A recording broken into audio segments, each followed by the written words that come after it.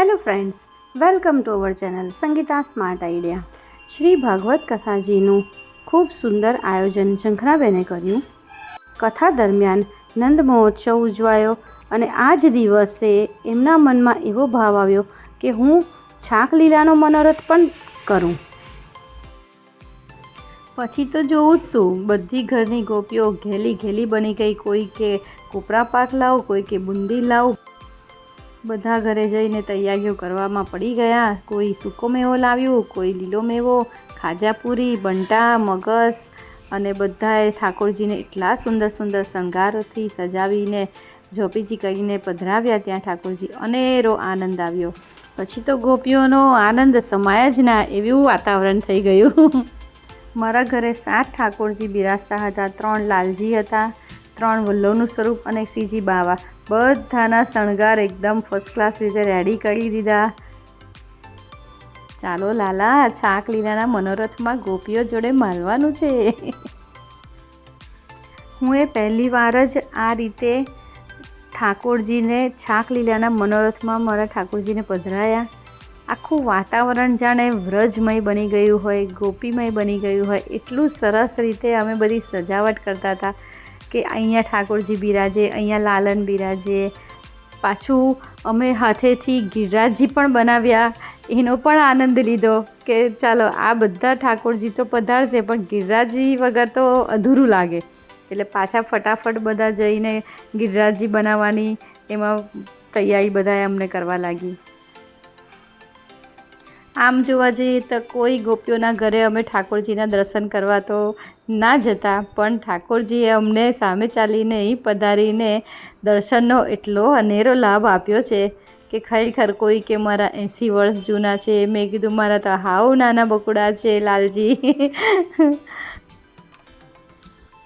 માળાજી બનાવવા માટે પણ વૈષ્ણવ બહેનો રેડી થઈ ગઈ કે અમે બધી માળાજી બનાવી નાખી. લગભગ 33 માળાજી એક સરખી બનાવીને ધન્ય છે એ વૈષ્ણવને.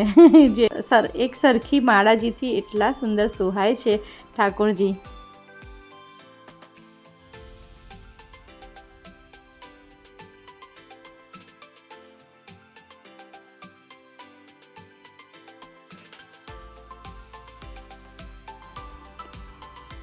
જો છે ને, ત્રણેય લાલા કેવા સુંદર બિરાજે છે. આ બાજુ મોટા લાલા યમને મહારાણી પધારે છે. પછી ગિરિરાજજી બી પધાર્યા. નાના મસ્તા ગિરિરાજજીને પણ અમે શણગાર આપીને સુંદર શણગાર આપ્યા.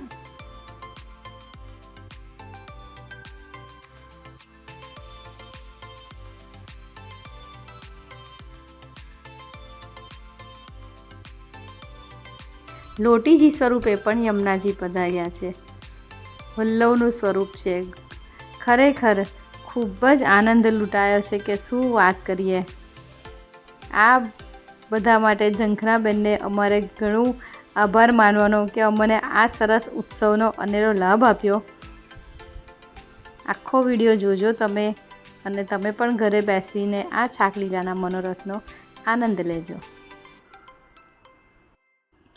જો તમે મારા ચેનલ પર નવા આવ્યા હોય અને હજી મારી ચેનલને સબસ્ક્રાઈબ ના કરી હોય તો કરી લેજો. સબસ્ક્રાઈબ કરવાનું કારણ ખાલી એટલું જ છે કે હું જેટલા પણ વિડીયો મૂકું એનું નોટિફિકેશન તમને આવી જાય અને આ સુંદર મનોરથો જોવાનો તમને પણ આનંદ આવે. આ મારી યુટ્યુબ ચેનલમાં હું એ ઠાકોરજીના વાઘા કેવી રીતે બનાવવા, માળાજી કેવી રીતે બનાવવા, પવિત્રા છે, પછી ચમરીજી છે, ઘણા બધા વિડીયો એવા મૂક્યા જે છે ઠાકોરજી રિલેટેડ છે.